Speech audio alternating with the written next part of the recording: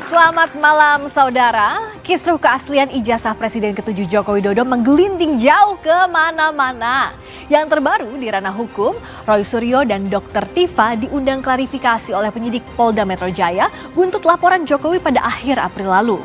Jokowi sendiri melaporkan sejumlah nama setelah tim pembela ulama dan aktivis 1 TPUA lebih dulu membuat aduan dugaan ijazah palsu Jokowi ke Barreskrim Polri. Selain itu juga ada mediasi di Pengadilan Negeri Solo yang buntu. Ada pula gugatan oleh seorang advokat terhadap UGM dan mantan dosen Jokowi, Kasmujo, yang dinilai tidak terbuka perihal ijazah Jokowi. Tak kalah riuh, isu ijazah Jokowi juga melebar ke ranah politik. Ramai-ramai tokoh nasional angkat bicara menggenapi gaduh yang tak kunjung henti. Dengan polemik yang terjadi, lalu dari mana sebaiknya benang kusut ijazah Jokowi ini diurai? Dan agar publik percaya, wewenang siapa membuktikan? Apakah kewenangan UGM sebagai alma mater Jokowi, kewenangan polisi yang bercabang karena ada beberapa laporan, atau pada pengadilan yang kemungkinan besar juga akan kebanjiran banyak perkara terkait ijazah Jokowi? Kita akan membahasnya bersama dengan sejumlah narasumber. Ada Roy Suryo, penuding ijazah palsu Jokowi. Selamat malam Mas Roy. Malam Mbak Priska, malam juga semua pemirsa. Ada Freddy Alex Damanik, Waketum Projo. Mas Freddy, hai, selamat malam. Selamat malam Mbak Priska. Hadir pula Arianto Sutadi, penasihat ahli Kapolri. Pak Arianto, selamat malam. Selamat malam. Dan juga bergabung lewat sambungan Zoom, Adi Sulistiono, mediator gugatan ijazah Jokowi, guru besar UNS. Selamat malam, Bapak Adi. Selamat malam Mbak Priska, selamat malam pemirsa. Selamat malam, kita juga kehadiran teman-teman mahasiswa dari Universitas Budi Luhur, Unika Atma Jaya, dan UPN Veteran Jakarta. Saudara, inilah Dua Arah. Saya Friska Clarissa.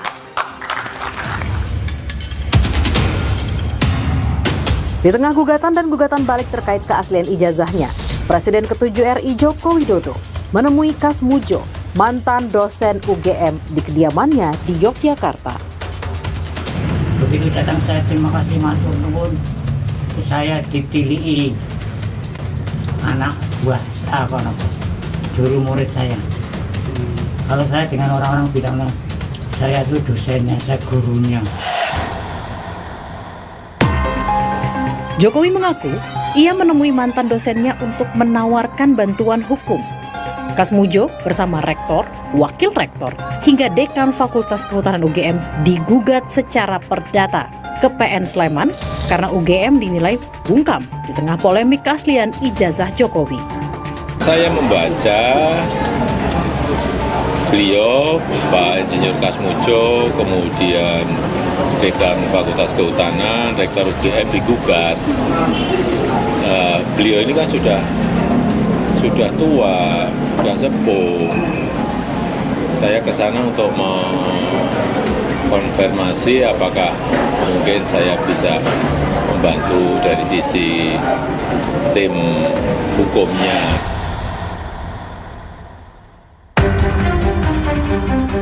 Kegaduhan isu keaslian ijazah Jokowi tak hanya karena saling lapor ke polisi dan saling gugat di pengadilan.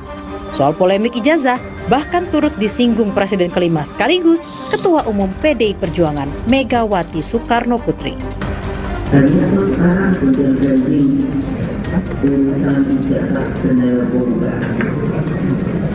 Ya mau bersama dia. Kalau ijazah itu masih ada di ijazah saya. Itu.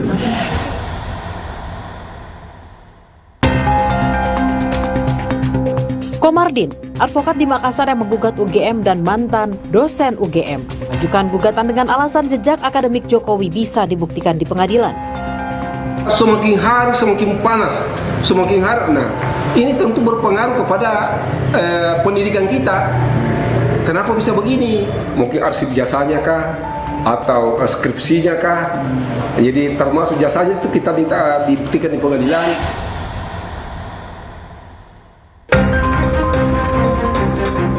Pihak UGM menyatakan tengah mempelajari gugatan dan menyiapkan bukti di persidangan. Tentu kami pelajari ya, kami pelajari gugatannya gitu. Kita dari UGM itu memiliki bukti-bukti yang otentik ya, terkait dengan status gitu ya, keberadaan Pak Jokowi di lingkungan kami, di universitas kami gitu.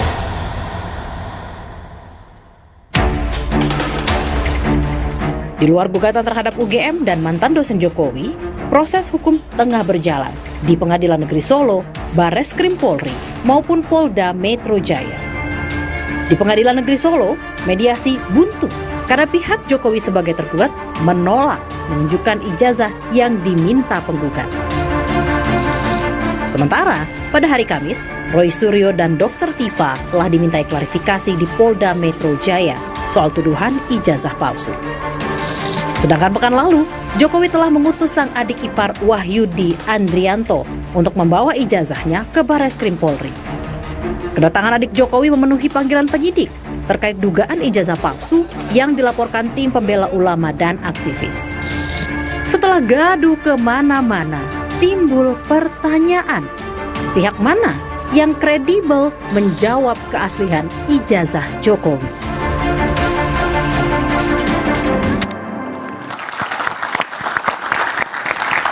Dalam hidup ini kan yang jadi pertanyaan kejelasan status ya. Nah, tapi kalau dalam kasus laporannya Pak Jokowi yang diajukan oleh Pak Jokowi, statusnya Mas Roy ini apa sih, terlapor atau apa? Lah itu, menarik kan? Jadi kemarin tuh ada pelapor yang sudah menuliskan locus delicti dan tempus delicti dengan berani, tapi ternyata tidak seperti yang diomongkan sebelumnya. Kan yang diomongkan sebelumnya kan lawyernya mengumbar tuh, ember istilahnya. Ya, kami melaporkan RSTT, ES dan ternyata nggak ada menurut kepolisian. Jadi kan kasihan polisi ini. Tuh, Mas Roy itu statusnya apa sampai sekarang dari kemarin? Nggak ada. Polisi? Statusnya saya independen. Diundangnya sebagai apa? Diundangnya memang tertulis sebagai saksi. Cuman gini Pak, dalam prinsip hukum ini juga harus diketahui. Kalau saya nantinya itu akan dijadikan saksi ya, kalau nanti akan dijadikan terlapor, ya saya berhak untuk kemudian tidak perlu memberikan keterangan karena saksi itu punya hak untuk diam. Karena terlapor itu punya hak untuk diam. Kalau nanti ternyata terlapornya itu saudara kita juga berhak menolak. Karena nggak boleh kita bersaksi sama saudara. Ini adik-adik dan penonton Kompas TV harus ngerti, harus cerdas, harus smart. Jangan sampai waktu kita terbuang percuma. Udah duduk, diambil keterangan sampai jam 11 malam. Akhirnya nggak bisa dipakai. Karena ternyata terlapornya saudaranya atau bahkan terlapornya dia sendiri. Undangan klarifikasinya kemarin itu undangan klarifikasi undangan kan klarifikasi ini bentuknya. Boleh diperlihatkan. Nih. Dan yang menariknya lagi karena klarifikasinya bersifat klarifikasi, maka semua kan jadi saksi. Jam 10 saya diklarifikasi. Oke, saya boleh dilihatin Mas ke kamera. Jam 10 saya diklarifikasi.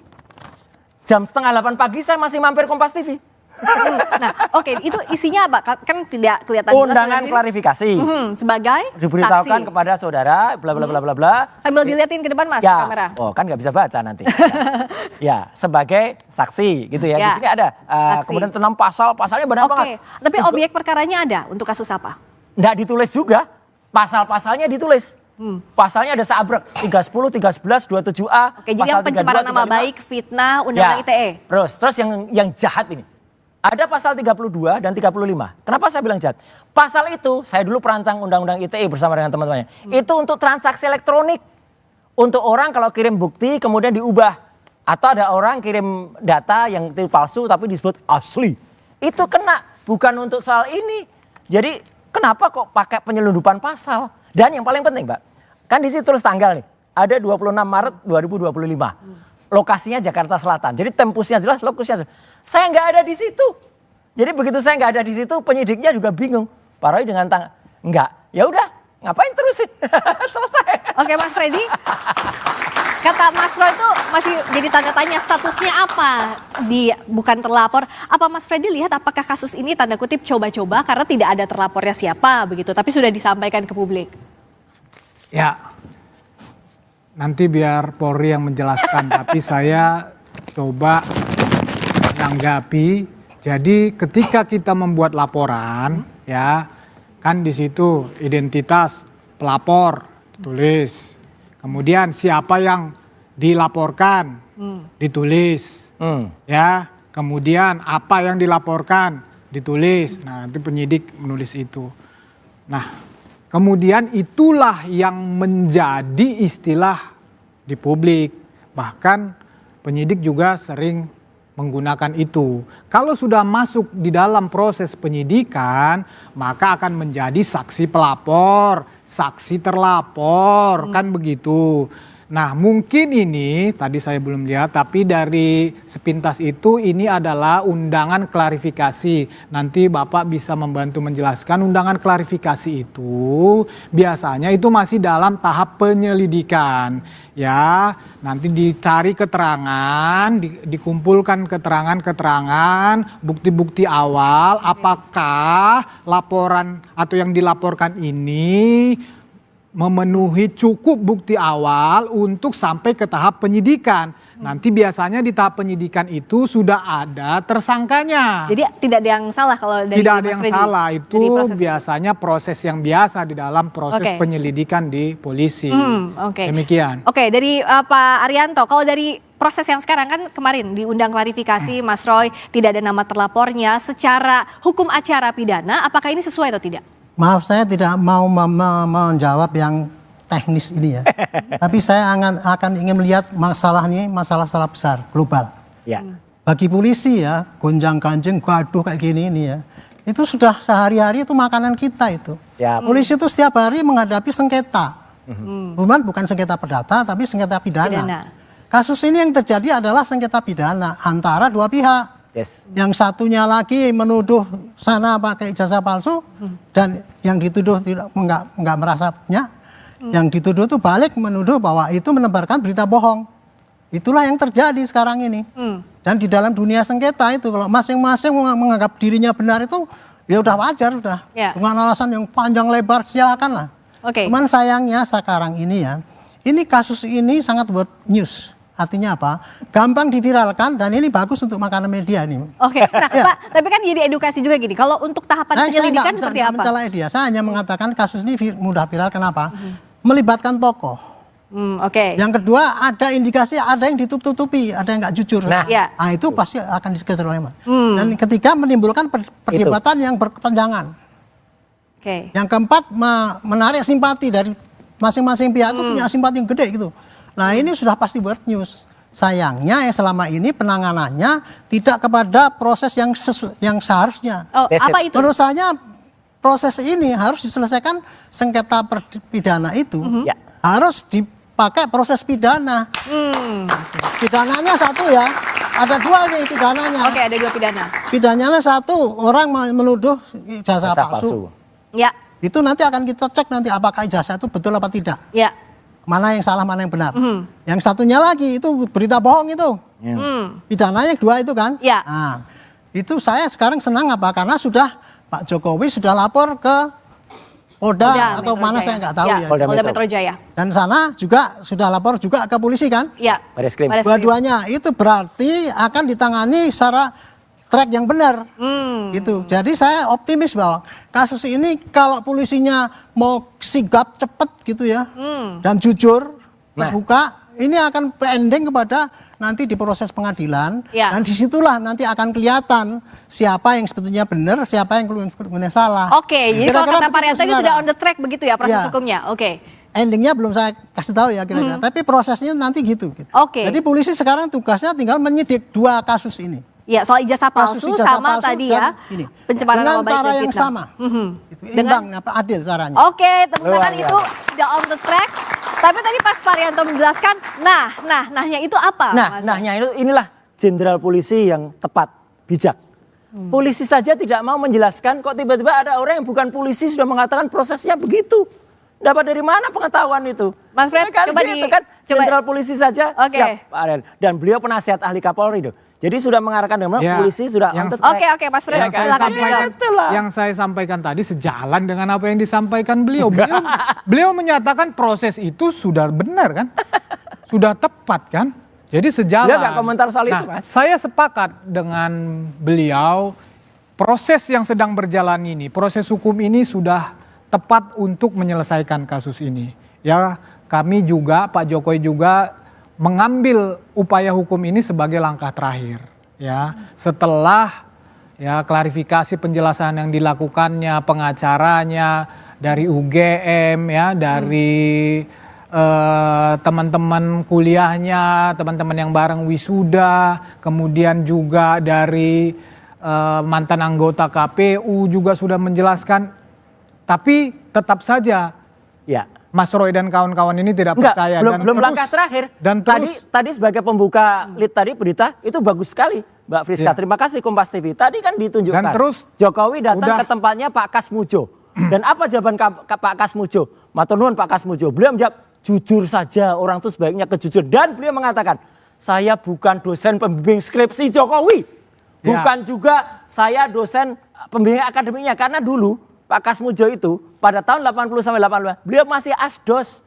Asdos tuh nggak berhak tanda tangan di situ. Jadi bohong semua soal Pak Kasmujo itu. Kita Apalagi bahas nggak ada satu-satu. namanya di skripsi. Oke, dari awal proses dianggap tidak jujur. Ya, jadi kan tadi kan saya melanjutkan sedikit apa yang saya sampaikan.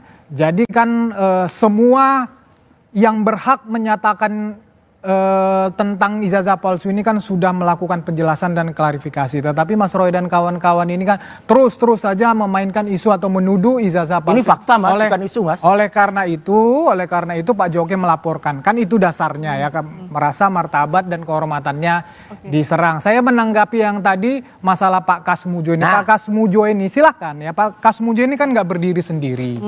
Ya, ini kan bagian dari UGM. Justru saya melihat justru kehadiran Pak Kasmujo ini di publik ini semakin memperkuat bahwa benar Pak Jokowi itu alumni UGM. Alumni itu bukan berarti lulus, Mas. Kehadiran Pak Kasmujo di situ tidak terlepas dari UGM. Gugatannya saja yang khususnya di Makassar itu menyertakan Pak Kasmujo karena Pak Kasmujo dianggap ya ada keterlibatannya di dalam dalam ijazahnya Pak Jokowi ini di dalam hubungannya dengan Pak Jokowi ini sehubungan dengan ijazah palsu. Soal kan ijazah begitu. palsu ini tidak hanya di pidana tapi ada juga perdata tadi yang menyinggung nama Pak Kasmujo. Bicara soal Pak Kasmujo yang sudah muncul juga dan didatangi oleh Pak Jokowi, sebenarnya seperti apa sih posisinya dalam kasus ini? Sesaat lagi di Dua Arah.